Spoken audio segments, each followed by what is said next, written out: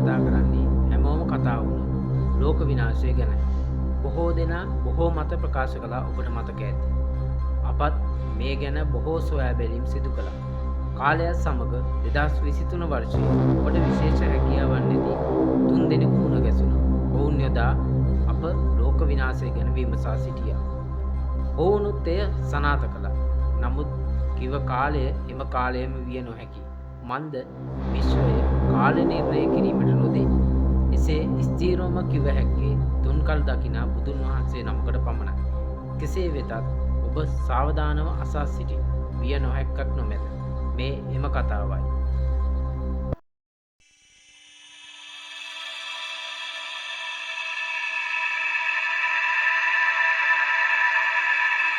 Under my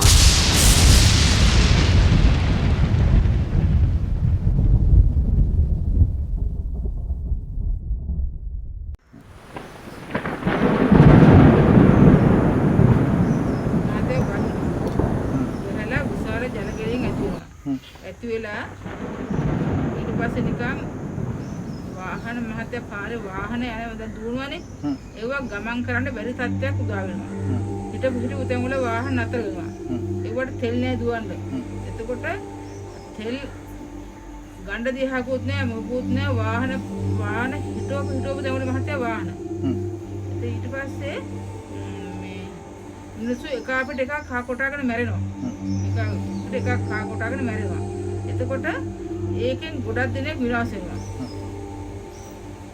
ඒතර කඳු කඩා වැටෙනවා. එතකොට ගොඩක්ම වෙන ජල විපත් ගොඩක් වෙනවා. වල ගංගා පිටාර ගිහලා ඇලවිලි කැඩලා වෙලා ආන්ගේව තත්ත්වයක් උදා වෙනවා. ඊට පස්සේ එහෙම වුණා ලංකාවේ ලෝකෙ ඉදිරියට කෙනෙකුත් නැහැ. අතලස්සක් ඉතුරු වෙයි. කියන්නේ පින්දහම් කරලා හක්කලා හොඳේ සිල් රැක කට්ටිය අතලස්සක් ඉතුරු වෙයි. පව්කාරයෝ සේරෝම යනවා. ඉවරයි. ඔව්. ඒකේ සමස්ත ලෝකයකම බලපානවා. ඒ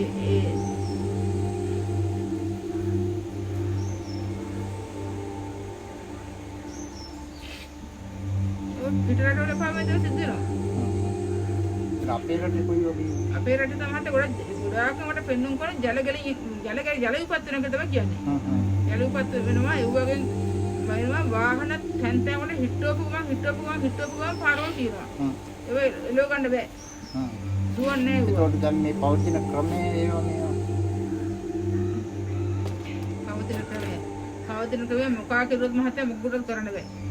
ඔය එතකොට දැන් ඔය ආයතන ඒවා සේර මහත්තයා ඔය සේර අඩ පෙරනවා පාසල් නැවැත්වෙනවා ළමයි ගෙදර හිර වෙනවා ඒ සේර වහන්න වෙනවා පාසල් කාලයක වහන්න එකක්වත් ඒවර කලින් අපි ගෝල්ල හිටියේ ආන් ඒ වගේ තත්ත්වයක් උදා වෙනවා ඒතරි මිනිස්සුත් ඉවරු නම් මොනවද කරන්නේ ඔව් සංගත රෝගේ හැදුනා වගේ මහත්තයා කාලයක් අපිට හිර වෙලා ඉන්න වෙනවා ඒක කඩ නැති වෙනවා ඒක ආහාරයේ මරනවා ඒ වගේ දේවල් උදා වෙනවා